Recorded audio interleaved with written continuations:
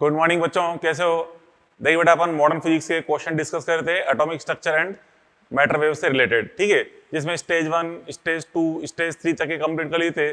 Stage 4 में भी medical level वाले कंप्लीट हो गए थे एंड इंजीनियरिंग लेवल वाले अपन क्वेश्चन सॉल्व कर रहे थे। तो कल अपन ने यहाँ पे क्वेश्चन 27 तक तो सॉल्व कर लिया था, ठीक है। 27 तक अपन ने कंप्लीट कर लिए थे। उसके बाद ये आगे जो क्वेश्चन हैं ये डिस्कस करेंगे 28, 30, 36, 37, 38, 50, 54, 9, 65, ठीक है। तो इन क्वेश्चन अपन डिस्कस करेंगे। तो पहले क्वेश्चन नंबर देखें 28। तो जो क्वेश्चन नंबर 28 देखिए क्या हो रहा है यहाँ पे, क्या है, hydrogen atom initially in ground state is excited by absorbing photon of wavelength 980 angstrom, ठीक है। The radius of atom in excited state in terms of bore radius A not will be. तो जो यहाँ पे आपसे कह रहा है, देखो इसमें ग्राउंड स्टेट में इसने एक वेवलेंथ को एब्जॉर्ब करके अपने एटम को एक्साइट कर रहा है। वेवलेंथ कौन सी इसने एब्जॉर्ब करी है, कौन सी अवशोषित करी बच्चों? 980 एंगस्ट्रॉम। तो यहाँ से हम देखें इस 980 एंगस्ट्रॉम के अकॉर्डिंग इसकी जो एनर्जी है, जो वेवलेंथ यहाँ पे हम देख रहे हैं, जो वेवलेंथ यहाँ पे फोटोन यहाँ फॉल हो रहा है, इस फोटोन जो गिर रहा है, इस फोटोन की एनर्जी कितनी है पहले चेक कर लें। Delta E is equal to 28 is equal to delta E. आप जानते हैं डेल्टा ई बोल लो या ई फोटोन बोल लो, एक ही बात है। तो यहाँ पे 12400 1 2 का 4 करके निकाल लेंगे और यहाँ पे कितनी रखी है आपको ये वेवलेंथ 980 एंगस्ट्रॉम। 980 एंगस्ट्रॉम इसका यूज करेंगे तो डायरेक्ट रिजल्ट किसमें जाएगा बच्चों? इलेक्ट्रॉन वोल्ट में जाएगा। तो कितना जाएगा इलेक्ट्रॉन वोल्ट? इसको डिवाइड कर दें तो बन जाता है बच्चों 12.75 इलेक्ट्रॉन वोल्ट। तो 12.75 हम जानते हैं कहां से कहां तक का डिफरेंस है बच्चों? E4 minus E1। E4 minus E1 का डिफरेंस है इन H एटम, ठीक है। हाइड्रोजन एटम में जो E4 माइनस E1 है, ये डिफरेंस 12.75 होता है। इसका मतलब जो H एटम ग्राउंड स्टेट से कहां तक पहुंच जाएगा? 4th लेवल तक, ठीक है। इस फोटोन की वैल्यू जो रखी है 12.75 इलेक्ट्रॉन वोल्ट है फोटोन एनर्जी। तो उस फोटोन को अवशोषित करके एब्जॉर्ब करके इलेक्ट्रॉन ग्राउंड स्टेट से 4th स्टेट में पहुंच जाएगा, ठीक है। इसका मतलब आपको जो रेडियस फाइंड करनी है, किसकी फाइंड करनी है? 4th ऑर्बिट की, ठीक है। कहां से हमें R4 फाइंड करना है। तो R4 आप जानते हो R प्रोपोर्शनल टू क्या होता है? क्या होता है R proportional to N square. R proportional to क्या होता है बच्चों? N स्क्वायर होता है, ठीक है। तो हमें R4 की वैल्यू फाइंड करनी है। तो R4 की वैल्यू क्या जाएगी?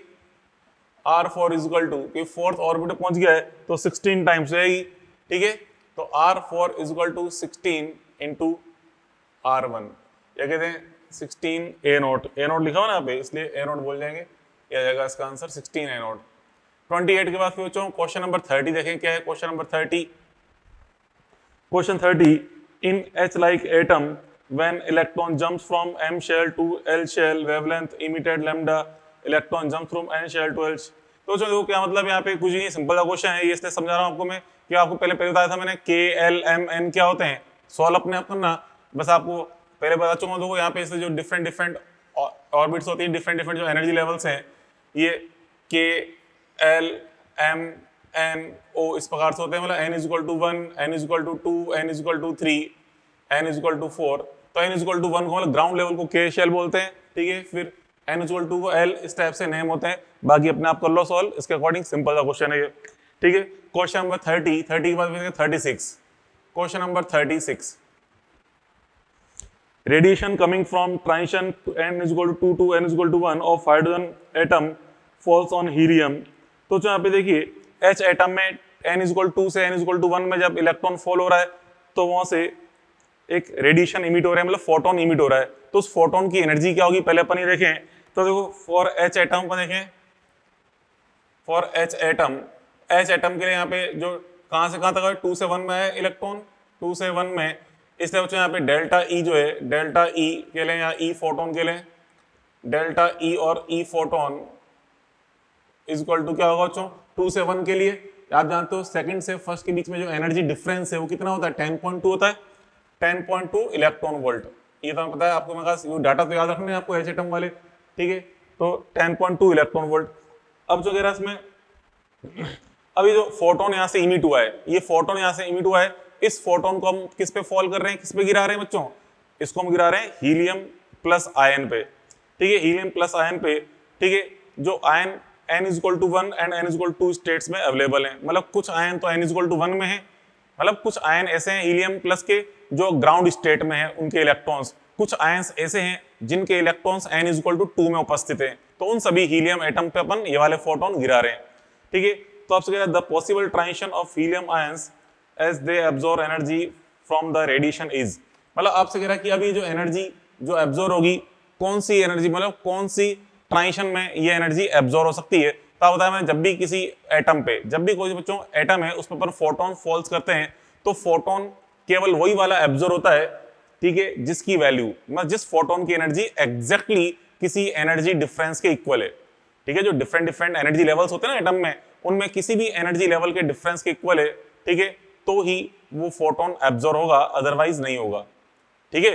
जैसे बच्चों अगर एटम अपनी ग्राउंड स्टेट में है, तो ग्राउंड से फर्स्ट, ग्राउंड से सेकंड, ग्राउंड से थर्ड, ग्राउंड से फोर्थ, इनमें जो डिफरेंस आ रहा है, मतलब 1 से 2 का डिफरेंस या 1 से 3 का या 1 से 4 का, तो इनमें कोई डिफरेंस के इक्वल अगर एनर्जी लेवल के डिफरेंस के इक्वल अगर फोटोन की एनर्जी है तो एब्जॉर्ब हो जाएगा।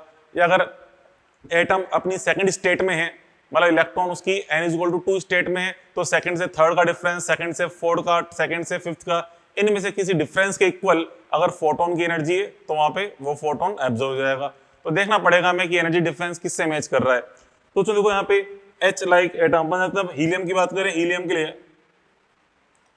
फॉर हीलियम प्लस, और जो हीलियम प्लस के लिए अपन देखें यहाँ पे अपन जानते हो E प्रोपोर्शनल टू क्या होता है, जेड स्क्वायर, या अपन जानते हैं बचपन से E proportional to Z square होता है, ठीक है। E proportional to Z square है, तो आप समझना बात कह रहा हूं मैं E1 की वैल्यू, E1 की वैल्यू क्या होगी, जैसे अपन जानते हैं H एटम में E1 कितना होता है -13.6, बट इसको जेड स्क्वायर से मल्टीप्लाई कर देंगे तो हीलियम का जाएगा, हाइड्रोजन का मान होता है -13.6 ग्राउंड स्टेट में, तो उसको जेड स्क्वायर से मल्टीप्लाई कर देंगे 2 स्क्वायर से, ठीक है, तो E1 की वैल्यू आ जाएगी। ऐसे ही E2 फाइंड करना है, तो यहाँ पे H एटम में कितना होता है -3.4 होता है, इसको 2 स्क्वायर से मल्टीप्लाई कर दो, फिर E3 ये होता है -1.5, इसको 2 स्क्वायर से मल्टीप्लाई कर दो, फिर E4 निकालना है तो -0.85 होता है, इसको 2 स्क्वायर से मल्टीप्लाई कर दो, तो ये जो वैल्यूज आ जाएंगी, क्या आएंगी वैल्यूज, देखो ये आ जाएंगी वैल्यू 54.4 माइनस में -54.4 इलेक्ट्रॉन वोल्ट, ये वैल्यू आ जाएगी -13.6 इलेक्ट्रॉन वोल्ट, फिर आ जाएगी वैल्यू 6.0 इलेक्ट्रॉन वोल्ट, फिर आ जाएगी वैल्यू 3.4 इलेक्ट्रॉन वोल्ट। तो आप देखिए बच्चों यहाँ पे ये जो 10.2 डिफरेंस है, ये एग्जैक्ट डिफरेंस किसके लिए आ रहा है, इन दोनों के बीच में, इसका और इसका, इन दोनों का जो डिफरेंस है ये एग्जैक्टली अपन देख रहे हैं कितना बच्चों, ये एग्जैक्टली 10.2 है, delta E equal to 10.2 electron volt है, 10.2 इलेक्ट्रॉन वोल्ट। इसका मतलब यहाँ पे ये डिफरेंस क्या है, 2 से 4 तक का डिफरेंस है, ठीक है। इसलिए यहाँ पे ये फोटोन जो एब्जॉर्ब होगा कौन से ट्रांजिशन के लिए होगा, n=2 से n=4, तो हम कहते हैं, तो यहाँ पे E4 माइनस E1 है, E4 माइनस E2 इक्वल आ रहा है, ठीक है। इसलिए अपन कहते हैं 2 से 4 तक के लिए n=2 से n=4 तक का ट्रांजिशन होगा, यहाँ पे इसमें ये आ गया इसका आंसर, n=2 से n=4 तक ट्रांजिशन होगा। क्लियर, काफी अच्छा क्वेश्चन था ये। 36 के बाद अपन देखें क्वेश्चन नंबर 37, ठीक है। तो क्वेश्चन नंबर 37, क्वेश्चन 37 देखिए, two particles moving at right angle to each other, they are de Broglie wavelength λ1 λ2 respectively, particular suffer perfect inelastic collision, the de Broglie wavelength λ of final particle is given by, मतलब बच्चों क्या कह रहा है यहाँ पे देखिए, यहाँ पे आपको कह रहा है कि 2 पार्टिकल्स इस तरह से, बच्चों एक पार्टिकल ये है इस तरफ मूव कर रहा है, ठीक है, एक अदर पार्टिकल इस तरफ मूव कर रहा है, ठीक है। 2 पार्टिकल्स है, दोनों एक दूसरे के लंबवत मूव कर रहे हैं 90 डिग्री एंगल पे, ठीक है। फिर यहाँ पे दोनों कोलाइड हो गए, दोनों चिपक गए एक तरह से, क्योंकि परफेक्ट इनइलास्टिक कोलिजन बोला है, तो फिर यहाँ पे आप जाएंगे इस तरफ, ये किसी इस डायरेक्शन में, ठीक है। ये पी नेट, इसका मोमेंटम पी हो गया, इसका मोमेंटम P1 है मान लो, इसका मोमेंटम P2 है, और ये फाइनल मोमेंटम P हो गया बच्चों। ये एंगल कितना दिया आपको 90 डिग्री, ये एंगल 90 डिग्री की बने, तो यहाँ से पी नेट की वैल्यू होती है। मोमेंटम कंजर्वेशन से अपन देखते हैं, मोमेंटम कंजर्वेशन संवेग संरक्षण से अपन देखते हैं जो पी नेट की वैल्यू है, ठीक है। नेट P इक्वल टू क्या होता है, root of P1 square plus P2 square, ठीक है। किससे निकालते हैं, मोमेंटम कंजर्वेशन, नेट मोमेंटम है वो इनिशियल नेट मोमेंटम के बराबर होता है, तो यहाँ से स्क्वायर कर दो तो P स्क्वायर इक्वल टू क्या जाएगा बच्चों, P1 square plus P2 square. फिर आप जानते हैं बोर वेवलेंथ अपन उसमें डी ब्रॉगली वेवलेंथ अपन फाइंड करते हैं, lambda equal to H upon P, या कहते हैं P equal to H upon lambda, तो उसको H square upon lambda square, H square upon lambda 1 square, H square upon lambda 2 square, ये रख दिया, ये आ जाएगा आंसर। ठीक है, तो 1 अपॉन लेमडा स्क्वायर बराबर 1 upon lambda 1 square plus 1 upon lambda 2 square, ये आ जाएगा इसका आंसर। ठीक है, ये हो गया क्वेश्चन नंबर 37। इसका बच्चों क्वेश्चन नंबर 38 अपन देखें क्या है। Question 38, a nucleus A with finite de Broglie wavelength lambda A undergoes spontaneous fission into two nuclei B and C of equal mass. B flies same direction as A, C flies opposite direction equal to half of B, de Broglie wavelength। और चलो देखो ये जो question है ये बिल्कुल आप वे समझ सकते हो जैसे आपने 11th क्लास में पढ़ते हैं कि जो एक रेस्ट बॉम्ब है, ठीक है, रेस्ट कंडीशन में बॉम्ब है, बॉम्ब 2 पार्ट्स में एक्सप्लोड हो रहा है। तो वो जब भी कोई बॉम्ब है, रेस्ट तो क्या नहीं है, आप मूविंग कंडीशन में, मतलब कोई मूविंग बॉम्ब है, मूविंग बॉम्ब 2 पार्ट्स में एक्सप्लोड हो रहा है, ठीक है, गतिशील बम 2 भागों में टूट रहा है, तो उसके लिए फिर अपन को उनकी डिफरेंट वेलोसिटीज फाइंड करनी होती है आफ्टर एक्सप्लोजन। ठीक है, तो बम फूटने के बाद जो उनकी दोनों की वेलोसिटीज है वो कैसे फाइंड करते हैं, यूजिंग मोमेंटम कंजर्वेशन। ठीक है, संवेग संरक्षण की हेल्प से अपन उसको सॉल्व करते हैं मोमेंटम कंजर्वेशन से। ठीक है, जो अपन 11th क्लास में पढ़ चुके हैं, तो वही चीज अपन यहाँ पे सॉल्व करके पहले इनकी हमें क्या फाइंड करनी पड़ेगी, वेलोसिटीज फाइंड करनी पड़ेगी। कैसे फाइंड करेंगे, देखिए काफी अच्छा क्वेश्चन 38। यहाँ बच्चों आपको 38 में क्या है, यहाँ पे स्टार्टिंग में इसका मास m है एंड वेलोसिटी u है, मास m वेलोसिटी u। ठीक है, ये 2 पार्ट्स ब्रेक हो गया इस तरह से, ये 2 पार्ट्स बच्चों ब्रेक हो गया इस टाइप से a एंड b में, b एंड ये तो a, ये कोई c है, मान लो ये कोई b है। ठीक है, इस तरह ब्रेक हो गया है। यहाँ बच्चों इसकी वेलोसिटी v/2 बोली गई है अपोजिट डायरेक्शन में, मास तो कह रहे m/2 होगा क्योंकि इक्वल मास में डिवाइड हो रहा है, और इसकी वेलोसिटी ये v, ये हमसे बोली गई कि b की वेलोसिटी v है, c की वेलोसिटी v/2 है। ठीक है, ये कंडीशन बोली गई है। अब चाहे पहले अप्लाई करते हैं मोमेंटम कंजर्वेशन। ठीक है, तो यहाँ पे मोमेंटम कंजर्वेशन अप्लाई करेंगे, मोमेंटम कंजर्वेशन मतलब संवेग संरक्षण, मोमेंटम कंजर्वेशन अप्लाई कर रहे हैं संवेग संरक्षण। तो मोमेंटम कंजर्वेशन से क्या होगा, इनिशियल मोमेंटम कितना है m × u is equal to, इसका मोमेंटम क्या होगा, अपोजिट डायरेक्शन में ना माइनस में लिखेंगे, माइनस m/2 × v/2, और इसका तो सेम डायरेक्शन में तो प्लस आ जाएगा m/2 × v। तो सब जगह m से m कैंसिल कर दें, m से m कैंसिल कर देंगे, तो कैंसिल कर देने पे ये इक्वेशन आ गई u इक्वल टू, ठीक है, यहाँ पे ये v/4, u equal to v/4 ये बनेगा, क्योंकि v/2 में से v/4 माइनस करेंगे u/4। ठीक है, तो यहाँ से v इक्वल टू कितना है 4u, v equal to 4u, ये हमें वेलोसिटी पे चल गई, इसकी वेलोसिटी भी आ गई, इसकी वेलोसिटी भी आ गई। ठीक है, ये वेलोसिटी अपन ने फाइंड कर ली। अब बच्चों यहाँ पे देखो मोमेंटम जो आएंगे कितने आएंगे, इसका मोमेंटम pa। ठीक है, तो मोमेंटम में देखें कितना आ रहा है बच्चों, मोमेंटम मतलब संवेग pa इक्वल टू कितना है यहाँ पे, pa equal to m × u। ठीक है, p b की वैल्यू कितनी आ रही है, b वाले का मोमेंटम ये रहा, b वाला मोमेंटम m/2 × v है, m/2 × v की वैल्यू कितनी है यहाँ पे, v की वैल्यू फाइंड की 4u, तो v को 4u रख दो, तो 4u रख देंगे, कितना आएगा बच्चों ये 2mu, ये हो जाएगी twice of mu, twice of mu means twice of pa, twice of pa। ठीक है, pc को फाइंड करेंगे तो pc के लिए कितना ये रहा m/2 × v/2, m/2 × v/2। ठीक है, तो v को अपन पुट कर देंगे, कितना है बच्चों, v की वैल्यू 4u है, v की वैल्यू 4u पुट कर दो, v की वैल्यू 4u पुट कर दी तो कितना बन जाएगा यहाँ पे 2 से 2 के mu आया, mu इट मींस कितना है इसकी वैल्यू pa के इक्वल। अब जो डी ब्रॉगली वेवलेंथ के बारे में पूछा आपसे, तो डी ब्रॉगली वेवलेंथ अपन जानते हैं लैम्डा इक्वल टू क्या होता है, h/p। तो लैम्डा इक्वल टू h/p होता है, यहाँ से यहाँ पे देखा जाएगा लैम्डा इक्वल टू h/p होता है, अपन जानते हैं लैम्डा इक्वल टू h/p।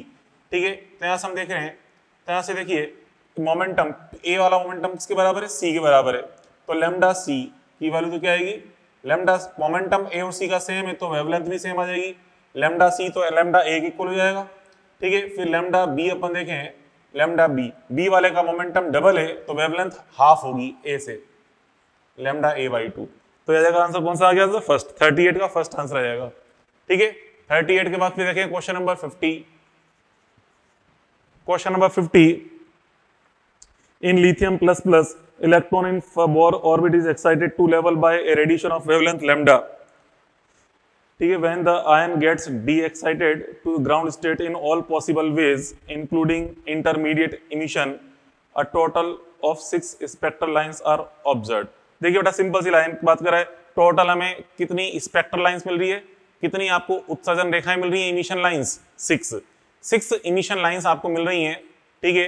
तो 6 इमिशन लाइन कब मिलती हैं, जब डेल्टा एन कितना होना चाहिए, डेल्टा एन की वैल्यू 3 होनी चाहिए, मतलब 1 से लेकर 4 तक, ठीक है। यहां से हम देखें यहाँ पे 6 n is equal to 6 lines आपकी बनी है, n is equal to 6 lines given है आपको। तो इससे हम देखते हैं यहाँ बच्चों इसमें हमारा चल जाएगा n1 is equal to 1 and n2 is equal to क्या होना चाहिए 4। तो 1 से 4 के बीच में ही आपको टोटल 6 लाइन आपको मिलती है। 1 से 4 के बीच में टोटल पॉसिबल लाइंस कितनी होती है 6, ठीक है। तो ये पता चल गया हमें 1 से 4 तक की बात कर रहा है। अब यहाँ पे हम बस इतना ही क्वेश्चन था, मेन चीज समझने वाली। तो अब कह रहा है what is the value of lambda.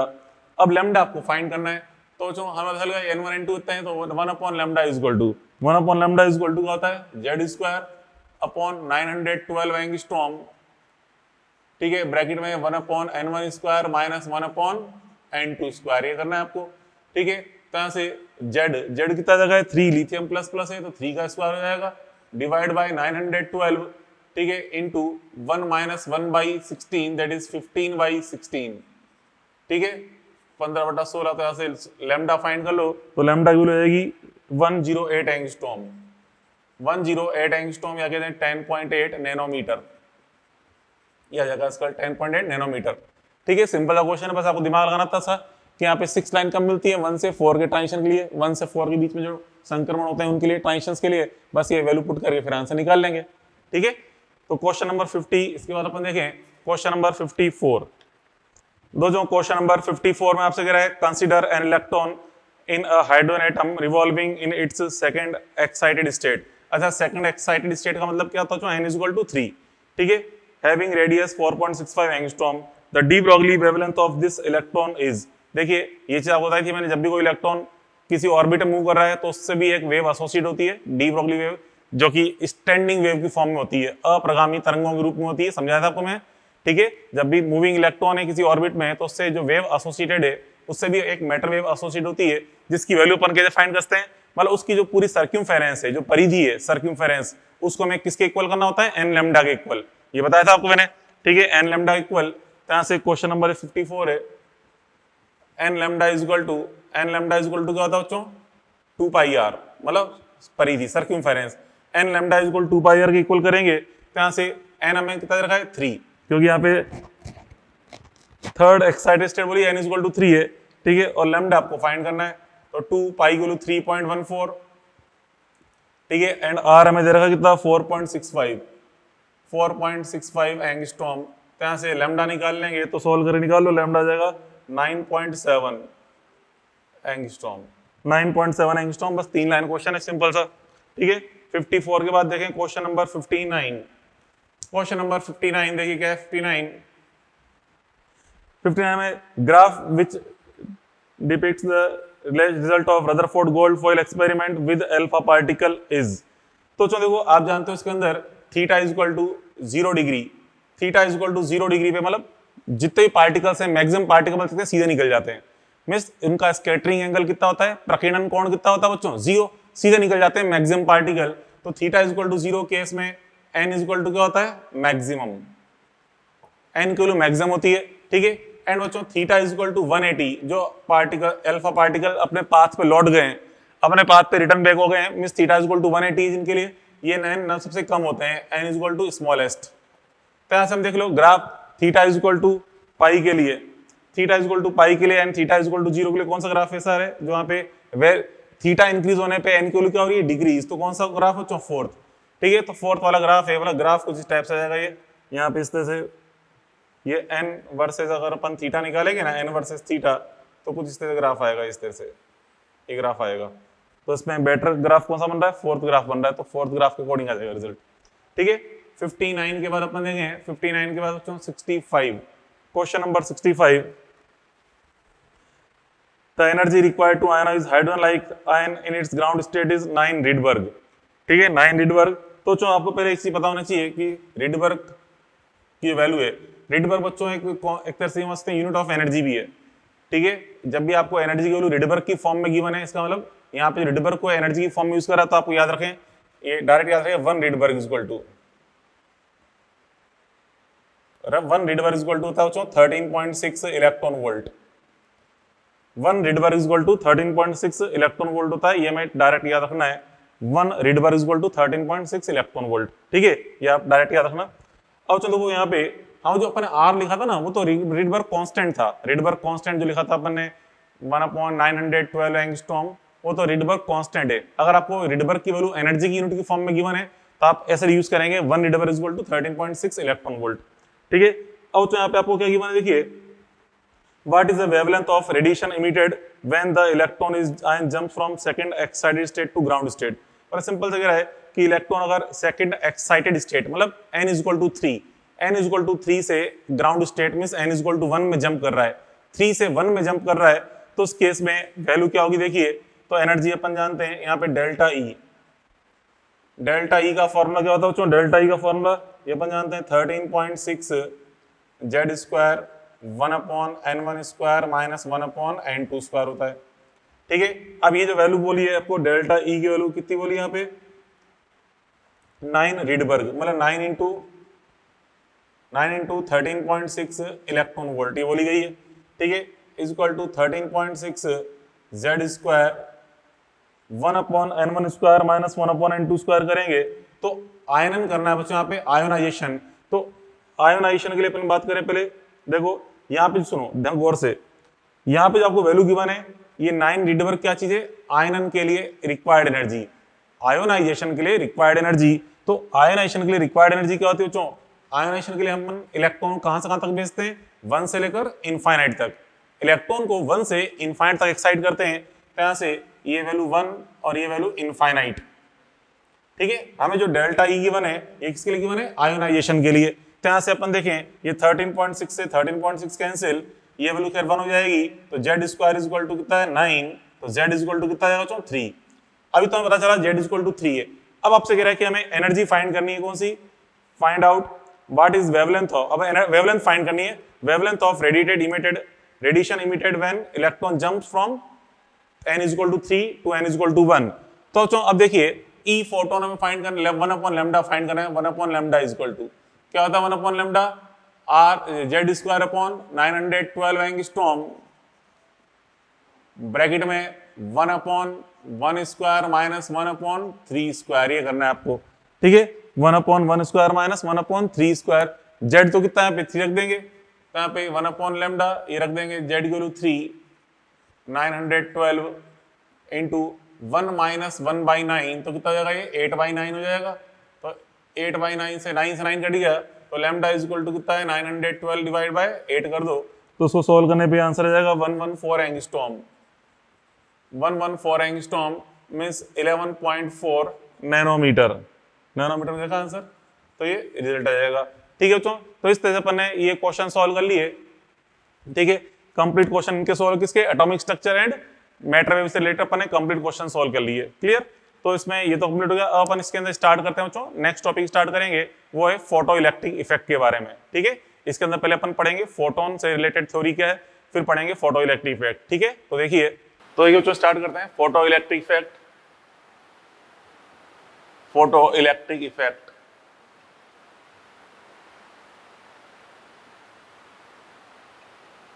Photo electric effect, ठीक है, शॉर्ट में बोलते हैं इसको पीईई।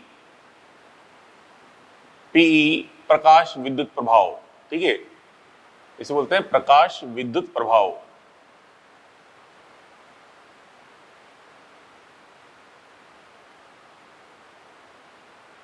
प्रकाश विद्युत प्रभाव, फोटो इलेक्ट्रिक इफेक्ट क्या होता है बच्चों, फोटो इलेक्ट्रिक इफेक्ट देखे समझे। देखो बच्चों प्रकाश को पहले अपन क्या मानते थे, तरंग, प्रकाश को पहले अपन तरंग मानते थे, ठीक है। तो जैसे कि जैसे अपन जानते हैं ध्वनि एक तरंग है, ऐसे प्रकाश को भी तरंग माना जाता था। तो पहले जितने भी जो प्रकाश के गुण थे, परावर्तन, अपवर्तन, विवर्तन, व्यतिकरण, ध्रुवण, फोटो इलेक्ट्रिक इफेक्ट, कई सारे गुण थे, जिसमें से कई सारे गुणों की व्याख्या तो प्रकाश को तरंग मानने पे हो जाती थी, लेकिन कुछ गुण अभी भी ऐसे थे जिनको जिसके लिए प्रकाश को अगर अपन तरंग माने तो उन गुणों की व्याख्या नहीं हो पा रही थी। जैसे बच्चों यहाँ पे हम बात करें परावर्तन, अपवर्तन, व्यतिकरण, विवर्तन, ध्रुवण, इनकी व्याख्या तो प्रकाश को तरंग मानने पे आसानी से हो गई थी, लेकिन कुछ गुण जैसे कि प्रकाश विद्युत प्रभाव, रमन प्रभाव, जीमान प्रभाव, कॉम्पटन प्रभाव, ये ऐसे प्रभाव थे जिनकी व्याख्या प्रकाश को तरंग मानने पे नहीं हो पाती थी। ठीक है, फिर जब बच्चों लगभग सन 1900 में जब मैक्स प्लांक ने क्वांटम के बारे में मतलब प्रकाश की क्वांटम थ्योरी बताई, मैक्स प्लांक ने बताया कि प्रकाश तरंग नहीं है, एक छोटे छोटे ऊर्जा के पैकेट के रूप में गति करता है।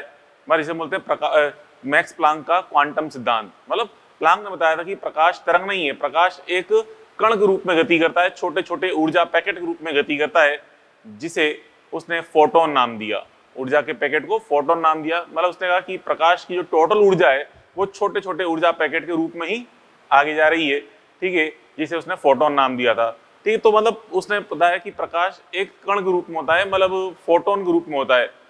इसी फोटोन की हेल्प से, इसी फोटोन की सहायता से बच्चों फिर आइंस्टीन ने फोटो इलेक्ट्रिक इफेक्ट की आसानी से व्याख्या कर दी, जो कि पहले प्रकाश को तरंग मानने पर व्याख्या नहीं हो पा रही थी, लेकिन प्रकाश को फोटोन मानने पर आराम से आइंस्टीन ने फोटो इलेक्ट्रिक इफेक्ट की व्याख्या कर डाली। ठीक है, फोटो इलेक्ट्रिक इफेक्ट की व्याख्या होते ही बाकी जो अन्य इफेक्ट थे, रमन इफेक्ट, जीमान इफेक्ट, ठीक, कॉम्पटन इफेक्ट, स्टार्क इफेक्ट, कई सारे इफेक्ट थे, उनकी व्याख्या फिर आसानी से होने लग गई। उन सब की व्याख्या फिर आसानी से होने लग गई। तो कहने लगी फिर, लेकिन दिक्कत ये थी अभी प्रकाश को अपन क्या माना, फोटोन माना। तो फोटोन मानने पे जो व्याख्या नहीं हो पा रही थी वो तो व्याख्या हो गई, लेकिन जो व्याख्या तरंग मानने पे हो पा रही थी, जैसे कि बताया आपको परावर्तन, व्यतिकरण, विवर्तन, ध्रुवण, इनकी व्याख्या प्रकाश को फोटोन मानने पे नहीं होती थी।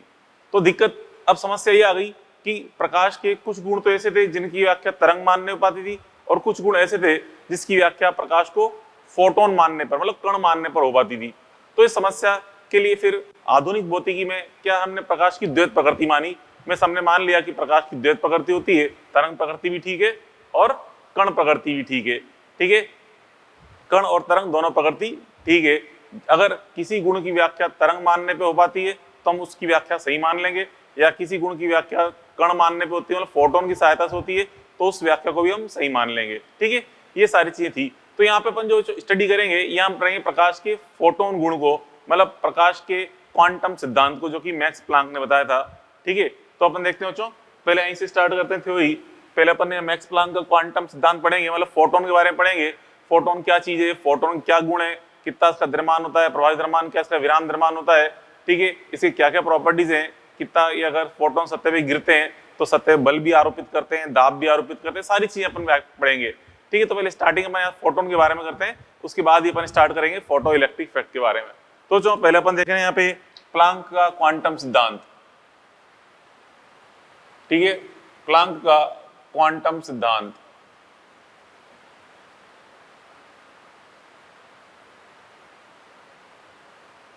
ठीक है, मैक्स प्लांक का क्वांटम सिद्धांत। तो जो मैक्स प्लांक क्वांटम सिद्धांत क्या था बच्चों, कि यहाँ पे कि कोई भी एक स्रोत है, एक निश्चित आवृत्ति का स्रोत, उससे हमेशा जो विकिरण ऊर्जा उत्सर्जित हो रही है, विकिरण ऊर्जा जो उत्सर्जित हो रही है वो किसके रूप में होती है, छोटे छोटे ऊर्जा पैकेट के रूप में उत्सर्जित होती है, जिसे हम फोटोन कहते हैं। अर्थात जो टोटल ऊर्जा वहां से निकली है वो फोटोन के पूर्ण गुणज के रूप में होती है। क्योंकि जैसे मान लो 10 फोटोन निकले, एक फोटोन की ऊर्जा मान लो ई है, तो 10 फोटोन की टोटल ऊर्जा कितनी होगी, 10 ई। मतलब जो टोटल ऊर्जा निकल रही है फोटोन के पूर्ण गुणज के रूप में निकल रही होती है। तो ऐसा हम कह सकते हैं, इसने बताया था एक निश्चित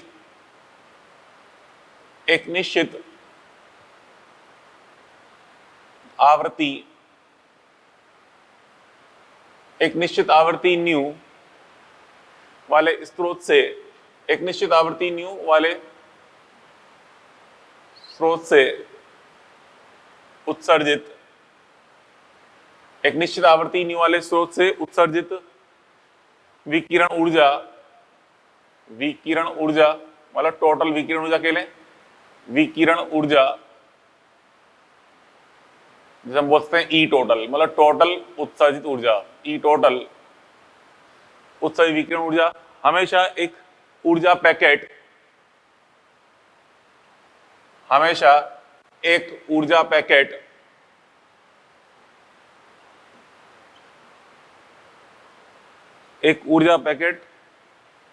ईपीएच, जिसकी ऊर्जा को अपन ने ईपीएच नाम दिया, मान लो ईपीएच है, इस पैकेट की ऊर्जा ईपीएच, एक ऊर्जा पैकेट ईपीएच के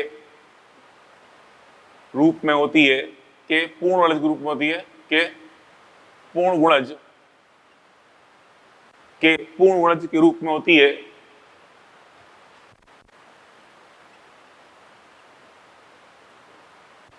पूर्णज के रूप में होती है।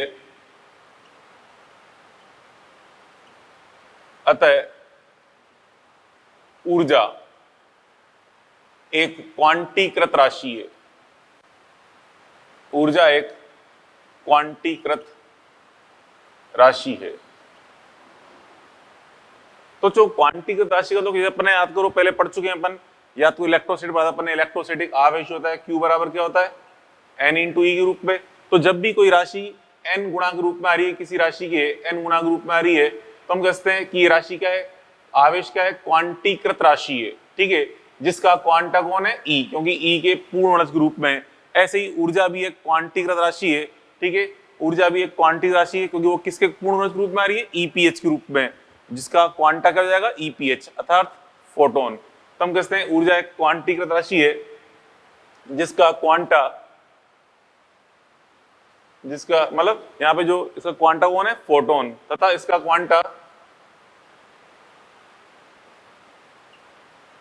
इसका क्वांटा ऊर्जा पैकेट है। ऊर्जा पैकेट है जिसे फोटोन कहते हैं। इसका क्वांटा कौन है बच्चों, ऊर्जा पैकेट मतलब EPH, जिसे फोटोन कहते हैं, जिसे फोटोन कहते हैं।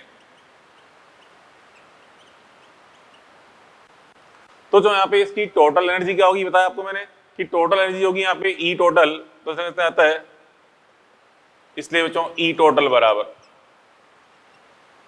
E टोटल का मान क्या जाएगा, E टोटल बराबर N इंटू EPH। तो टोटल एनर्जी निकल गया किसके बराबर, total energy N is E total is equal to N into EPH। ये क्या होगी टोटल एनर्जी, जो विकिरण ऊर्जा यहाँ से उत्सर्जित हो रही है स्रोत से, उसका मान क्या होगा, E टोटल बराबर N इंटू EPH के बराबर होगा। ठीक है, अब यहाँ बच्चों इसमें N तो क्या बता रहा है, फोटॉन्स की संख्या। ठीक है, N बता रहा है फोटॉन्स की संख्या, और यहाँ बच्चों EPH, ये EPH क्या है, EPH बता रहा है ऊर्जा को, फोटोन ऊर्जा को, जो कि पहले भी अपन कई बार डिस्कस कर चुके हैं। फोटोन ऊर्जा का फॉर्मूला क्या होता है, hν या कहते हैं hc अपॉन लैम्डा। ठीक है, hν या hc अपॉन लैम्डा में से अगर आपको आवर्ती दे रखी है तो hν कर देंगे, तरंग देर दे रखी है तो hc अपॉन लैम्डा कर देंगे। ठीक है, और यहाँ पे EPH के अपन डायरेक्ट 1/4 भी किया था, तो हम यहाँ पे भी कर सकते हैं, या EPH बराबर क्या होता है बच्चों, EPH बराबर 12400 अपॉन लैम्डा। यहाँ पे लैम्डा आप डायरेक्ट एंगस्ट्रॉम में रखेंगे, लैम्डा को आप एंगस्ट्रॉम में रखेंगे तो डायरेक्ट रिजल्ट किसमें आता है, इलेक्ट्रॉन वोल्ट के रूप में। ये चीज आपको पहले समझा भी चुका हूं मैं। ठीक है, फोटोन एनर्जी के बारे में। अब यहाँ पे इसमें देखिए, ये तो अपन ने फोटोन की एनर्जी के बारे में देख लिया कि जो भी स्रोत है, विकिरण स्रोत, उससे जो विकिरण निकल रहे हैं, विकिरण स्रोत जैसे बल्ब मान लो, बल्ब से क्या निकल रहा है, प्रकाश फोटोन निकल रहे हैं। ठीक है, तो बल्ब से जो कुल प्रकाश फोटोन निकल रहे हैं, मतलब टोटल ऊर्जा जो उत्सर्जित हो रही है फोटोन के रूप में हो रही है। ठीक है, तो यहाँ से अगर टोटल उत्सर्जित ऊर्जा का मान E टोटल बोले तो इस E टोटल को हम क्या लिखेंगे, N इंटू EPH। ठीक है, N यहाँ पे बता रहा है उत्सर्जित फोटोन्स की संख्या, EPH बता रहा है एक फोटोन की ऊर्जा को। ठीक है, अब बच्चों देखें फोटोन की प्रॉपर्टीज क्या क्या है, ये देखें अपन, फोटोन के गुण, फोटोन के गुण क्या क्या, मतलब मैक्स प्लांक ने फोटोन के बारे में क्या क्या बताया कि फोटोन के क्या क्या प्रॉपर्टीज होती हैं, वो अपन देखने जा रहे हैं। पहली चीज प्रॉपर्टी बच्चों, इसकी चाल के बारे में बताया कि इसकी चाल जो होती है, फर्स्ट प्रॉपर्टी बताई इसकी चाल जो है, निर्वात में चाल, निर्वात में चाल, ये तो आप जानते हैं कितनी होती है बच्चों चाल, C बराबर 3 गुणा 10⁸ मीटर पर सेकेंड। ठीक है, फोटोन की निर्वात में चाल क्या होती है, C बराबर 3 गुणा 10⁸ मीटर पर सेकेंड।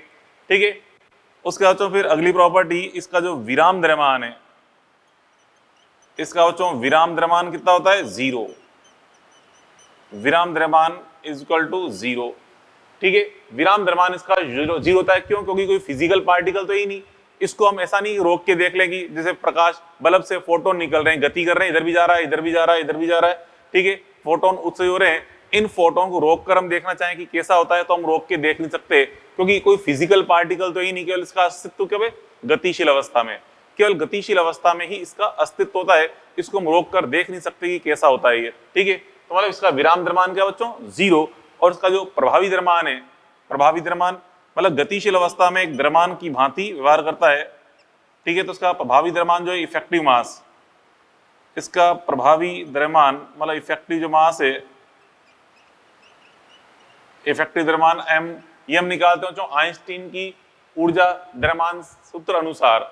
आइंस्टीन का जो सूत्र है ऊर्जा द्रव्यमान में जो रिलेशन है क्या है, E बराबर mc स्क्वायर, E बराबर mc स्क्वायर आइंस्टीन का ऊर्जा द्रव्यमान संबंध है, उससे अगर अपन m निकालें तो m बराबर क्या आएगा E upon c square, m बराबर E अपॉन c स्क्वायर, जहां पे E क्या है इस फोटोन की ऊर्जा, E को अगर रख दे अपन मान लो hc अपॉन लैम्डा रख दूं मैं, E का मान hc अपॉन लैम्डा और बटे में c स्क्वायर है सही, एक c से एक c कट जाएगा तो क्या जाएगा h upon lambda c, h upon lambda c, ये क्या है इसका प्रभावी द्रव्यमान, विराम द्रव्यमान तो शून्य है, इसका प्रभावी द्रव्यमान h अपॉन लैम्डा c ये बोल सकते हैं। फिर इसका संवेग निकालें, संवेग, इसका जो मोमेंटम होता है संवेग, संवेग p बराबर हम जानते हैं क्या होता है मास इंटू वेलोसिटी, ठीक है, इसका प्रभावी मास कितना बच्चों m और इसकी वेलोसिटी कितनी है c, ठीक है, प्रभावी द्रव्यमान m है, वेलोसिटी c है, तो m इंटू सी करेंगे, m का मान तो रखा अपन ने, h अपॉन लैम्डा सी रख दो जो निकाला अपन ने भी, इंटू सी कर दें तो c से c कट जाएगा, तो यहाँ से p बराबर क्या आ गया h अपॉन लैम्डा, p का मान h अपॉन लैम्डा, याद करो पिछले चैप्टर के अंदर भी अपन ने p बराबर h अपॉन लैम्डा यूज किया ही है, ठीक है, जहां पे अपन ने आपको बताया था मैंने कि जब भी कोई H एटम किसी अन्य H एटम से टकराता है, यही कहते हैं कि बच्चों कोई H एटम है उससे जब भी कोई फोटोन उत्सर्जित होता है तो H एटम विपरीत दिशा में प्रतिक्षिप्त हो जाता है, ठीक है, जब बताया था मैंने H एटम का फोटोन और फोटोन का संवेग किसके बराबर करते हैं H एटम के, H एटम जैसे यहाँ पे जैसे परमाणु है H एटम है, यहाँ से फोटोन निकला इधर तो परमाणु इधर की ओर प्रतिक्षिप्त होगा, तो जितना फोटोन का संवेग इधर की ओर है उतना H परमाणु का संवेग इधर की ओर आता है, वहां समझाया था मैंने फोटोन के संवेग के लिए क्या लिखते हैं फॉर्मूला H अपॉन लैम्डा, तो यहीं से आया H अपॉन लैम्डा यहाँ से आता है, संवेग P बराबर क्या है बच्चों H अपॉन लैम्डा के बराबर आ रहा है, ठीक है। फिर उसके बाद फिर आगे नेक्स्ट प्रॉपर्टी हम देखें, जो यहाँ पे फोटोन है इस पर आवेश संभव नहीं है, क्यों, क्योंकि इसका विराम द्रव्यमान 0 होता है, ठीक है, आवेश आता है किसी बच्चों वस्तु पर, किसी पिंड पर, किसी द्रव्यमान पर, इसका तो कोई द्रव्यमान है ही नहीं, इसका तो विराम द्रव्यमान क्या बच्चों शून्य है, ठीक है, प्रभावी द्रव्यमान मान सकते हैं कि द्रव्यमान की तरह व्यवहार कर रहा है, लेकिन इसका विराम द्रव्यमान कितना होता है 0, तो इसलिए इस पे आवेश संभव नहीं है, ठीक है, आवेश संभव नहीं है, इस पर आवेश संभव नहीं है, इस पर आवेश संभव नहीं है, ठीक है, क्यों नहीं है बच्चों, क्योंकि कोई फिजिकल पार्टिकल तो ही नहीं है, इस पर आवेश संभव नहीं है, क्यों, क्योंकि यह कोई भौतिक कण नहीं है, यह कोई भौतिक कण नहीं है, क्योंकि कोई भौतिक कण नहीं है इसलिए इस पर आवेश भी संभव नहीं है, और जो आवेश संभव नहीं है इसलिए विद्युत क्षेत्र और चुंबकीय क्षेत्र में विक्षेपित नहीं हो सकता, जैसे कि हम जानते हैं विद्युत क्षेत्र और चुंबकीय क्षेत्र है वो बल किस पे लगाते हैं एक आवेशित कण पर, ठीक है, इस पर आवेश ही नहीं है, अर्थात फोटोन को किसी विद्युत क्षेत्र या चुंबकीय क्षेत्र में से गुजारा जाए तो आपसे कहा जाए कि बताओ किधर की ओर विक्षेपित होगा, हम बोलेंगे विक्षेपित ही नहीं होगा, क्योंकि चुंबकीय क्षेत्र और विद्युत क्षेत्र से विक्षेपित कौन होते हैं बच्चों आवेशित पार्टिकल, इस पे तो आवेश है ही नहीं, तो हम कहते हैं इस पर आवेश संभव नहीं है, अतः यह ई वेक्टर मतलब विद्युत क्षेत्र व बी वेक्टर में विक्षेपित, ई वेक्टर व बी वेक्टर में विक्षेपित नहीं होता,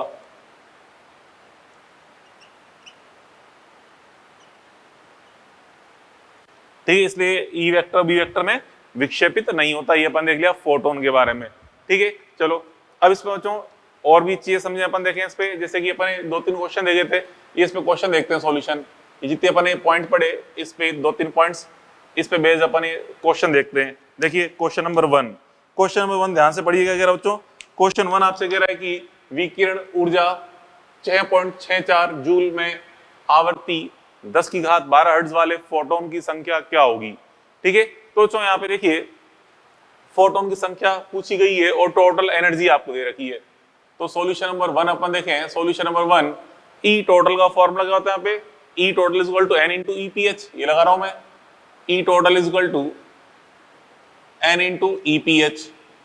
और जो ई पी एच के लिए क्या हमें जानकारी आवर्ती की दे रखी है, इसलिए क्या लगा देंगे ई पी एच के लिए एच न्यू, एच न्यू लगा दिया। और हमें निकालना क्या बच्चों, अब हमें क्या निकालना है, एन का मान। तो एन बराबर क्या जाएगा, से ये जाएगा एन बराबर जाएगा ई टोटल अपॉन ई टोटल बटा एच न्यू, ई टोटल बटा एच न्यू, ये जाएगा एन का मान। अब रख दे यहाँ पे, देखिए तो एन बराबर ई टोटल का मान कितना है, 6.64 जूल, 6.64 जूल। एच यहाँ बच्चों प्लांक नियतांक है, प्लांक नियतांक का मान 6.64 गुणा 10 की घात माइनस 34, ये प्लांक नियतांक का मान, ठीक है। और फिर यहाँ पे आवृत्ति में दे रखी 10 की घात 12 हर्ट्ज, 10 की घात 12 हर्ट्ज, ये आपको दे रखा है मान, ठीक है। अब यहाँ पे इसको अपन ये सॉल्व करेंगे तो देखिए क्या हो जाएगा, 6.64 से 6.64 कट गया, यहाँ इसको सॉल्व करोगे नीचे क्या बचेगा, 10 की घात माइनस 22, 10 की घात माइनस 22 बचेगा, ऊपर जाके 10 की घात 22 हो जाएगा, तो क्या गया 10 की घात 22, मतलब यहाँ से टोटल कितने फोटोन उत्सर्जित होंगे, 10 की घात 22। इस मतलब इस विकिरण में टोटल नंबर ऑफ फोटोन्स कितना, 10 की घात 22, यह जाएगा रिजल्ट। चलो अगला सॉल्यूशन देखें, second question, solution number second. आपसे कह रहा है कि लैम्डा बराबर 6640 एंगस्ट्रॉम वाले फोटोन की ऊर्जा व संवेग ज्ञात करें। यह भी कुछ सिंपल क्वेश्चन है। ऊर्जा कैसे निकाल लेंगे बच्चों, यहाँ पे आपको देखो एंगस्ट्रॉम में मान दे रखा है, तो हम डायरेक्ट यहाँ पे 1 2 का 4 करके इलेक्ट्रॉन वोल्ट में ऊर्जा ज्ञात कर सकते हैं। देखिए ईपीएच बराबर 12400 बटा लैम्डा, ठीक है। अब यहाँ पे लैम्डा को हमें किसमें रखना है, एंगस्ट्रॉम में रखना होता है, और डायरेक्ट रिजल्ट किसमें आता है, इलेक्ट्रॉन वोल्ट में आता है। 12400 लैम्डा को रखेंगे कितना बच्चों, 6640, ठीक है, 6640 ये रख दिया अपन ने, और यहाँ पे इसके अंदर फिर डायरेक्ट जो रिजल्ट आएगा एंगस्ट्रॉम में आएगा, ठीक है। डायरेक्ट यहाँ पे रिजल्ट एंगस्ट्रॉम में आ जाएगा, या तो इसको जूल के अंदर भी प्राप्त करना चाहें, देखिए चलो इससे न करके अपन यूं करते हैं, क्योंकि जूल के रूप में प्राप्त कर रहा हूं मैं, इसका आंसर आएगा किसमें, इलेक्ट्रॉन वोल्ट में, ठीक है। सही है, बिल्कुल गलत कुछ नहीं है।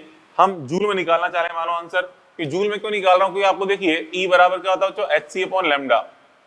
तो यहाँ पे आपको लैम्डा के मान अपन जानते हैं, H का मान क्या होता है 6.64 गुणा 10 की घात माइनस 34, इससे क्या होगा आराम से घट जाएगा, ये 6.64 गुणा 10 की घात माइनस 34, तो ये H का मान है, C का मान 3 गुणा 10 की घात 8 है, ठीक है, और बटे में लैम्डा का मान ये दे रखा है एंगस्ट्रॉम में। अब तो इस सूत्र का आप उपयोग कर रहे हो तो इसमें आपको लैम्डा का मान किसमें रखना पड़ता है, मीटर में, ठीक है। तो सारा रिजल्ट सोल्व करना फिर किसमें आएगा, जूल में। मतलब सारे मान आप SI पद्धति में रहोगे तो रिजल्ट भी SI पद्धति में आएगा, मतलब मीटर में आएगा रिजल्ट। 6640 ये रख दिया मैंने, ठीक है। अब यहाँ पे आप देख से आराम से इसको कैंसिल करोगे, यहाँ से ये इससे कट जाएगा कितनी बार, 10 पावर 3 टाइम्स, 10 पावर 3 टाइम्स से कट जाए, इससे कैंसिल हो गया, 1000 बार कट गया, ठीक है। उसके बाद फिर यहाँ पे 1000 से यहाँ पे काट दो, 10 की घात 5 बार ये कट जाएगा, और फिर 3 गुणा 10 की घात माइनस 19 ही आ जाएगा रिजल्ट, ठीक है। तो यहाँ पे इसको अपन सॉल्व कर सकते हैं, 3 गुणा 10 की घात माइनस 29,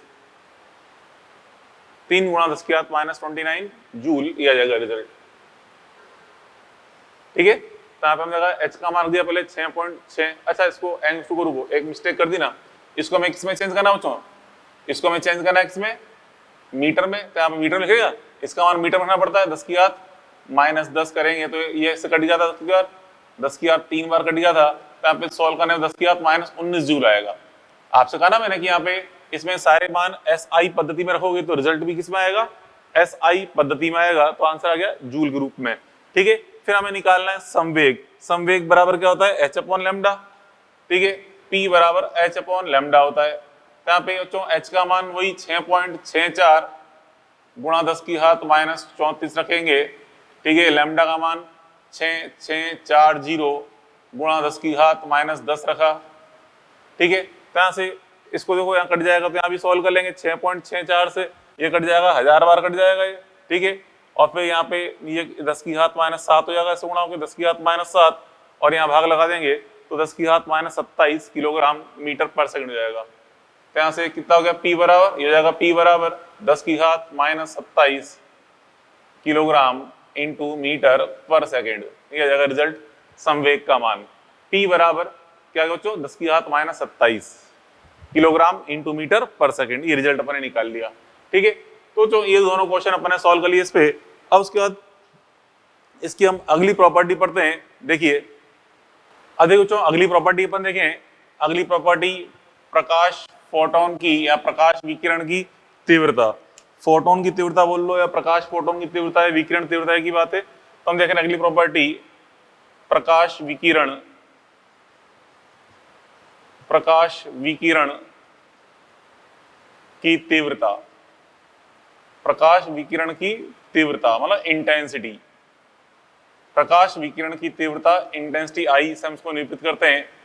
क्या होती है बच्चों प्रकाश विकिरण की तीव्रता। ठीक है, तो बच्चों समझो, देखिए इसको अपन दो तरह से डिफाइन कर सकते हैं तीव्रता को। कैसे डिफाइन कर सकते हैं, जैसे कि मान लो कोई स्रोत है, स्रोत से जो विकिरण उत्सर्जित हो रहे हैं एक तो उसके लिए, और एक वही विकिरण की सतह पर आपतित हो रहे हैं तो उसके लिए। क्या मतलब बच्चों, चलो पहले एक लाइन में इसकी परिभाषा बताऊं तो क्या होती है, दो तरह से अपन देखें। जैसे चलो डायग्राम दिखाते हैं पहले, फिर परिभाषा देख लेंगे। जैसे मान लो बल्ब बच्चों, ये मान लो बच्चों कोई बल्ब है, समझना। ठीक है, ये कोई बल्ब है, ये कोई बल्ब है। ठीक है, यहां से बच्चों लगातार विकिरण उत्सर्जित हो रहे हैं इस प्रकार से, इस प्रकार बच्चों लगातार यहां से फोटोन सभी दिशाओं में उत्सर्जित हो रहे हैं, सभी दिशाओं में यहां से फोटोन उत्सर्जित हो रहे हैं।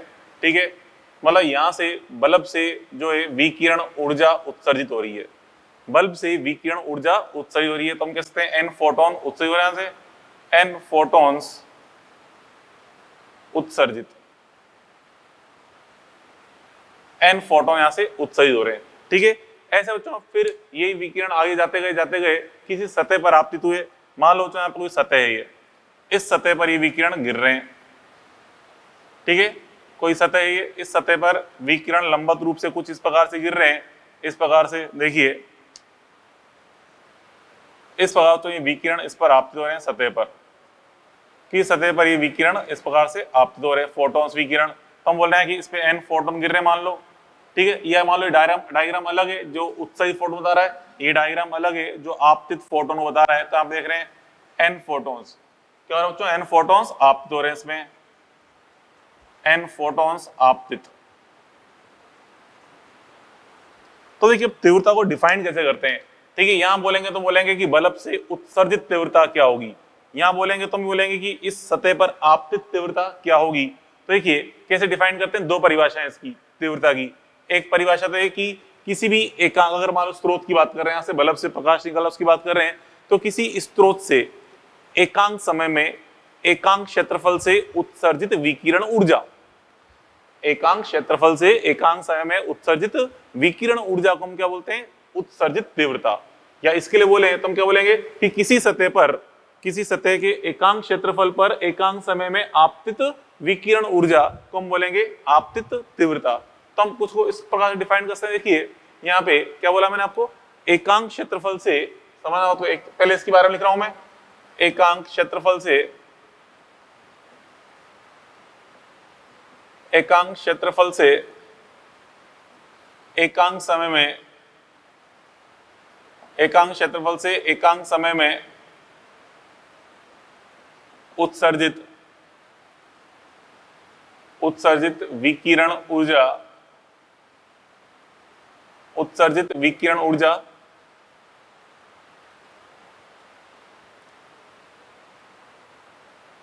में उत्सर्जित विकिरण, एकांक क्षेत्रफल से एकांक समय में उत्सर्जित, उत्सर्जित विकिरण ऊर्जा, क्या कहते हैं, प्रकाश ऊर्जा एक ही बात है, क्योंकि प्रकाश भी एक विकिरण ही होता है, विकिरण ऊर्जा। ठीक है, एकांक क्षेत्रफल से एकांक समय में उत्सर्जित विकिरण ऊर्जा, यही कहते हैं, या मतलब अथवा एकांक क्षेत्रफल पर, एकांक क्षेत्रफल पर एकांक समय में, एकांक समय में आपतित विकिरण ऊर्जा। आपतित विकिरण ऊर्जा। ठीक है, कौन क्या बोलते हैं, तीव्रता बोलते हैं। ठीक है, ये तो इसके अनुसार परिभाषा हो गई जो क्या बताएगी, उत्सर्जित तीव्रता को, इस बल्ब से उत्सर्जित तीव्रता को।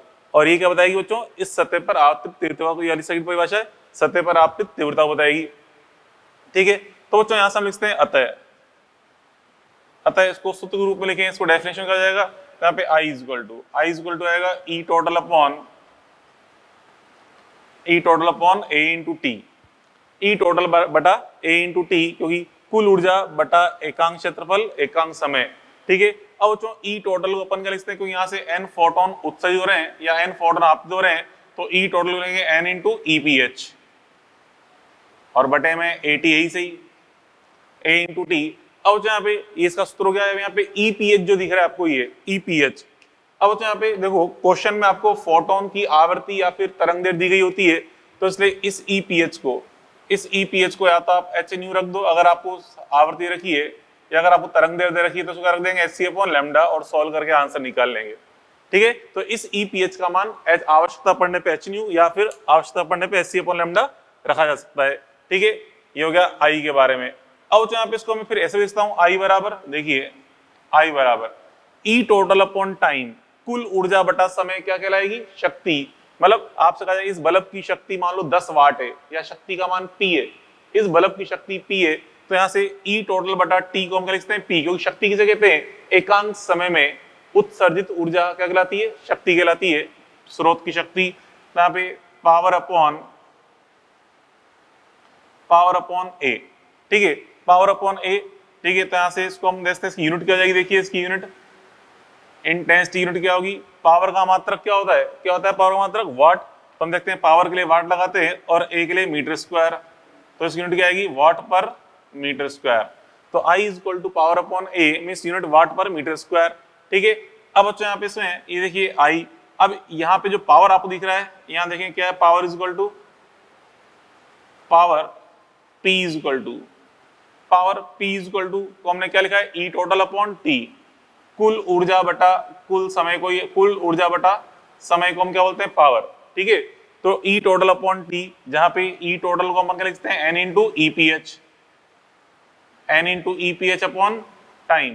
फिर वही आपसे कहा मैंने, EPH की वैल्यू आवश्यकता पड़ने पे hν रख दो, या आवश्यकता पड़ने पे hc/λ रखते हैं, hν रखो या फिर hc/λ EPH का मान।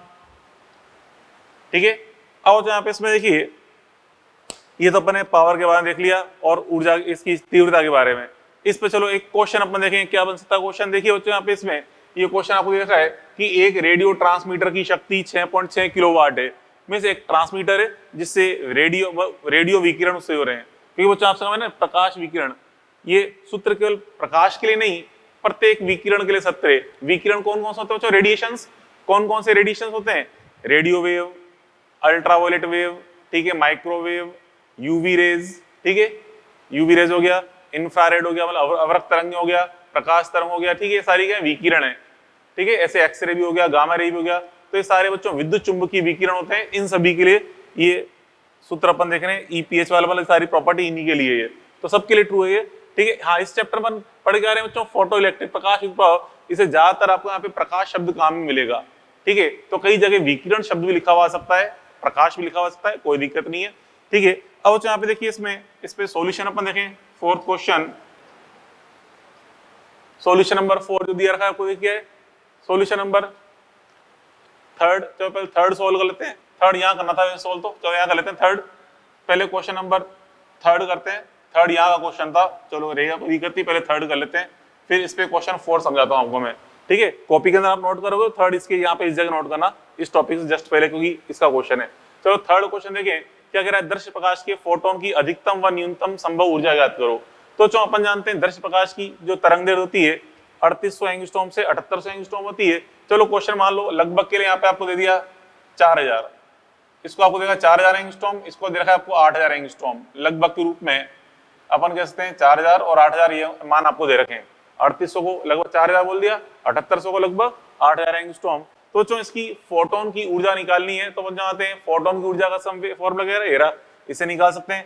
ठीक है, तो यहां से देखिए EPH, अपन जानते हैं ईपीएच बराबर क्या होता है 12400 12400 अपॉन लैम्डा, ठीक है ये होता है। अब बच्चों अगर मैं ई का मान यहाँ पे देखो लैम्डा का मान अगर यहाँ पे न्यूनतम रखेंगे मतलब 4000 रखेंगे तो यहाँ पे फोटोन की ऊर्जा क्या आएगी अधिकतम। तो यहाँ से देखिए चलो पहले अगर यहाँ पे ई मैक्स आपको निकालना है तो यहाँ पे 12400 में अपन लैम्डा का मान क्या रखेंगे न्यूनतम तरंग दैर्ध्य कितनी रखिए 4000 एंगस्ट्रॉम। 4000 का भाग लगाएं तो यहाँ पे 3.1 इलेक्ट्रॉन वोल्ट आता है रिजल्ट 3.1 इलेक्ट्रॉन वोल्ट, ठीक है 3.1 इलेक्ट्रॉन वोल्ट बनता है ये सॉल्व करने पर। और अगर बच्चों यहाँ पे देखिए ई अगर लैम्डा का मान बच्चों यहाँ पे हम अधिकतम रखेंगे तो ई का मान मिलेगा न्यूनतम। लैम्डा का मान अगर मैं रखा हूं अधिकतम तो ई का मान मिलेगा न्यूनतम। तो 12400 बटा 8000 रखेंगे तो डिवाइड करने पाएगा 1.55 इलेक्ट्रॉन वोल्ट। अच्छा अपने को यहाँ पे लैम्डा का मान 4000 रखा है और यहाँ पे 8000। न्यूनतम तरंग दैर्ध्य होती है बैगनी रंग की और अधिकतम तरंग दैर्ध्य होती है लाल रंग की। तो न्यूनतम तरंग दैर्ध्य रखी है बैगनी रंग की, तो ये ऊर्जा किसकी है बैगनी रंग की है, ठीक है। हम देख रहे हैं फॉर बैगनी रंग, ठीक है बैगनी रंग फोटोन के लिए मतलब बैगनी रंग के लिए या बैगनी फोटोन के लिए बैगनी फोटोन या नीला फोटोन कह सकते हैं बैंगनी फोटोन। और एक से बच्चों लाल रंग के लिए फॉर लाल फोटोन। तो लाल फोटोन के लिए तरंग दैर्ध्य सबसे ज्यादा है परंतु ऊर्जा सबसे कम है और बैंगनी फोटोन के लिए तरंग दैर्ध्य सबसे कम है ऊर्जा सबसे ज्यादा है, ठीक है ये अपन देख लिया। तो ये चीज आप यहाँ से इसके जस्ट पहले यहाँ नोट कर लेना। चलो अब इस पे तीव्रता पे क्वेश्चन देखें सॉल्यूशन नंबर 4 जो दे रखा है। सॉल्यूशन नंबर 4 अपन देखें क्या बच्चों क्वेश्चन नंबर 4 देखिए एक रेडियो ट्रांसमीटर की शक्ति 6.6 किलोवाट है तथा इससे उत्सर्जित आवृत्ति 1 मेगाहर्ट्ज है। तो प्रति सेकंड उत्सर्जित फोटॉन्स की संख्या याद करनी क्या होगी। तो यहाँ पे इस तरह की पॉइंट की बात कर रहा है जैसे बल्ब से वी के फोटोन निकल रहे हैं, यहाँ पे किसी रेडियो ट्रांसमीटर से फोटोन निकल रहे हैं, रेडियो ट्रांसमीटर से फोटोन निकल रहे हैं, ठीक है। तो यहाँ पे प्रति सेकंड उत्सर्जित फोटोन की संख्या याद करनी है, शक्ति दे रखी है आपको ये। तो बच्चों शक्ति का फॉर्मूला क्या है ई टोटल अपॉन टी मतलब N into E P H upon T. यहाँ से देखिए P बराबर अपन लगा दें ई टोटल अपॉन टी या कहते हैं N into E P H upon T. और अब यहाँ बताइए ई पी एच के लिए क्या रखें मान, आपको यहाँ पे आवर्ती दे रखी है इसलिए ई पी एच के लिए क्या रखेंगे एच न्यू रखेंगे, एच न्यू अपॉन टी, ठीक है। अब यहाँ पे देखिए शक्ति का मान 6.6 किलोवाट है, 6.6 गुणा 10⁻³ तो किलोवाट है, 6.6 गुणा 10⁻³ वाट हो गया। अब n का मान तो हमें निकालना है h प्लांक कांस्टेंट का मान 6.6 गुणा 10⁻⁻⁴, ठीक है। आवृत्ति हमें दे रखी है कितनी 1 मेगाहर्ट्ज मतलब 10⁻⁶ बटे में फोटोन यहाँ पे प्रति सेकंड बोला गया है तो t का मान कितना रखा है 1 प्रति सेकंड बोला गया है इसलिए t का मान कितना यहाँ पे 1 है। तो t का मान मैंने यहाँ पे 1 रख दिया। अब यहाँ पे हमें क्या निकालना है n का मान निकालना है, तो सॉल्व करके निकाल लेंगे। n का मान आता है 10⁻31 क्योंकि यहाँ से कट जाएगा इससे कट जाएगा, तो यहाँ से सॉल्व कर लो तो n इक्वल टू इसको उठा के ले आएंगे तो 10⁻⁻⁹ और सॉल्व करेंगे तो n इक्वल टू 10⁻31 ये रिजल्ट इसका आ जाएगा, ठीक है। तो देखिए बच्चों यहाँ मान रखें P का मान कितना रखा आपको 6.6 किलोवाट, तो मतलब P का मान तो 6.6 गुणा 10⁻31 सॉरी 6.6 गुणा 10⁻³ किलोवाट है ना, 6.6 गुणा 10⁻³ किलोवाट दे रखा है बराबर n हमें निकालना है, ठीक है। h प्लांक नियतांक का मान 6.6 गुणा 10⁻⁻⁴, ठीक है। एंड आवृत्ति हमें दे रखी है मेगाहर्ट्ज 1 मेगाहर्ट्ज तो 10⁻6 बटा टाइम हमें प्रति सेकंड बोला गया, देखिए प्रति सेकंड इसलिए टी का मान कर देंगे 1 रख देंगे, ठीक है। अब यहाँ देखिए यहाँ पे बच्चों ये 10⁻³ है, पहले तो 10⁻6.6 से 6.6 काट दो, 10⁻³ से 10⁻6 कट जाएगा 10⁻³ बार और 10⁻³ को 10⁻⁻34 से गुणा करेंगे तो 10⁻31 आएगा।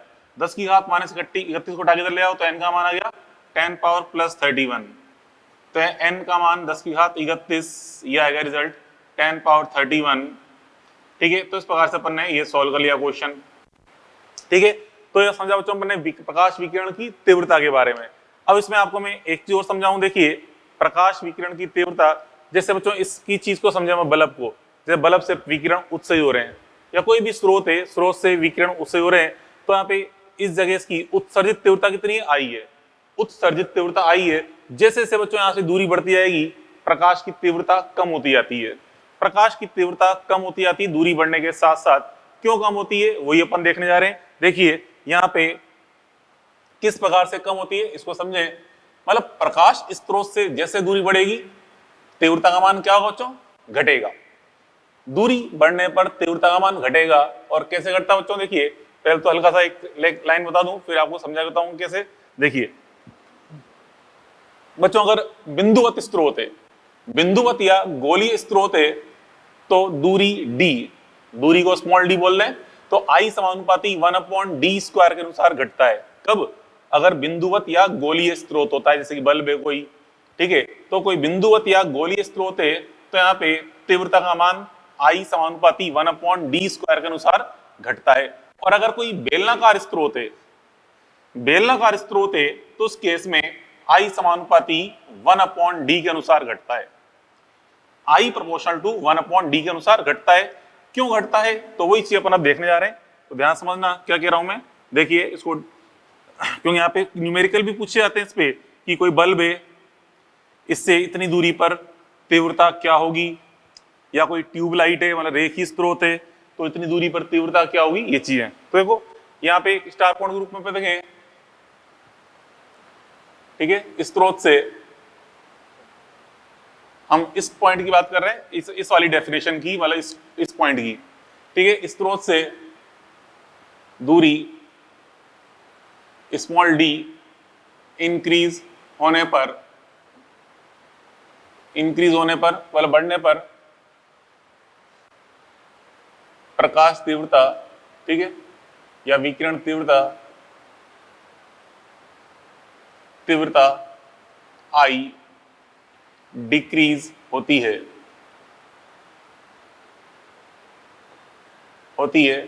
निम्नानुसार।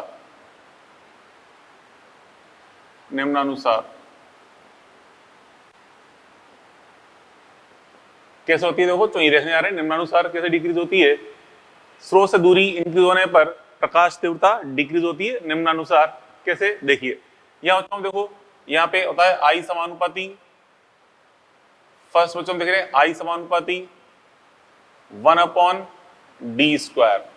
I समानुपाती होता है 1/d², किसके बच्चों, फॉर पॉइंट सोर्स।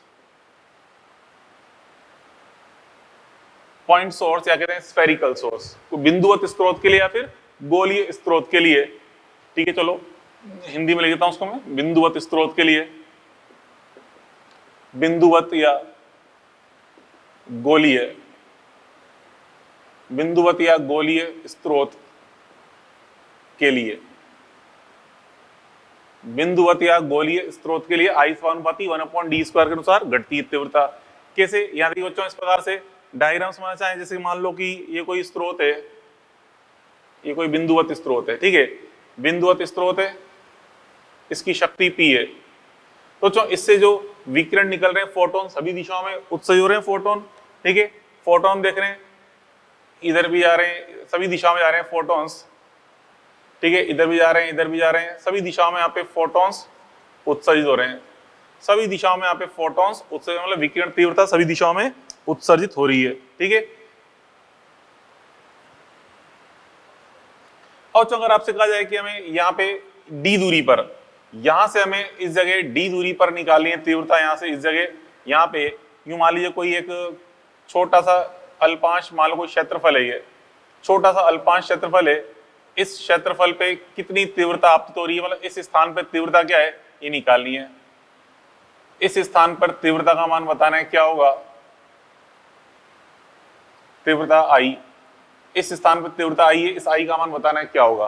तो देखो ये स्रोत से अपन देख रहे हैं जो विकिरण निकल रहे हैं, चारों तरफ निकल रहे हैं विकिरण, चारों तरफ विकिरण निकल रहे हैं। तो यहाँ पे अगर मैं काल्पनिक गोला बनाऊं इस तरह से d त्रिज्या का, डी त्रिज्या का एक काल्पनिक गोला बनाए इस तरह से, काल्पनिक गोला, क्योंकि तो ये जो सतह जहां पे तीव्रता निकाली डी दूरी पर है, हम डी दूरी के बनाए मैं काल्पनिक गोला बना लिया डी दूरी का, ये काल्पनिक गोला बनाया मैंने, काल्पनिक गोला,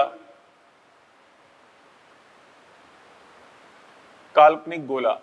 तो इस काल्पनिक गोले का क्षेत्रफल क्या होगा बताइए, ए बराबर 4 पाई डी स्क्वायर होगा, नहीं होगा क्योंकि इसकी त्रिज्या कितनी है डी, और गोले का पृष्ठीय क्षेत्रफल क्या होता है 4 पाई आर स्क्वायर होता है, तो रेडियस की डी है, तो यहाँ पे एरिया जाएगा 4 पाई डी स्क्वायर। अब तो यहाँ पे अगर अपन तीव्रता निकालें इस स्थान पे, ठीक है, जहां पे मैंने ये गोला बनाया है इस स्थान पे अगर तीव्रता निकालें क्या होगी, तो देखिए इस स्थान पे तीव्रता के लिए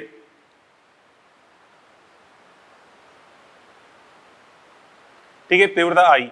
और जो आई बराबर पता है आपको क्या लिखा था मैंने आई बराबर, अभी आई बराबर लिखा है कि क्या होता है आई बराबर पी अपॉन, आई बराबर होता है पी अपॉन ए, पावर अपॉन एरिया, ठीक है, आई बराबर पावर अपॉन एरिया होता है, पावर अपॉन एरिया, ठीक है। तो जिस सतह पर पूरा सतह पर यहां से जो टोटल पावर इमिट हुई है, टोटल शक्ति है पी, और बच्चों एरिया, ये पूरा एरिया कितना है, पूरा एरिया तो यहाँ पे 4 पाई डी स्क्वायर, 4 पाई डी स्क्वायर, तो आई बराबर पी अपॉन डी स्क्वायर हो जाएगा, तो आई समानुपाती क्या हो गया डी स्क्वायर, ठीक है, क्योंकि यहाँ पे पावर, यहाँ से जो पावर उसी सभी दिशाओं में सेम पावर जा रही है, तो इस पूरे की पूरे जो काल्पनिक गोला है इस पूरे गोले पे कितनी शक्ति आपतित हुई पी, तो पी बटा टोटल एरिया कर देंगे तो 4 पाई डी स्क्वायर से मिलेगा आई समानुपाती आ गया 1 अपॉन डी स्क्वायर, ठीक है। ये तो लिखा अपन ने किसके लिए, गोलीय स्रोत के लिए। सेकंड अपन देखें बच्चों, सेकंड आई समानुपाती 1 अपॉन डी होता है,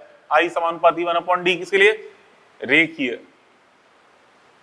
रेखीय या बेलनाकार स्रोत के लिए, रेखीय या बेलनाकार स्रोत के लिए, रेखीय या बेलनाकार स्रोत के लिए आई समानुपाती 1 अपॉन डी होता है।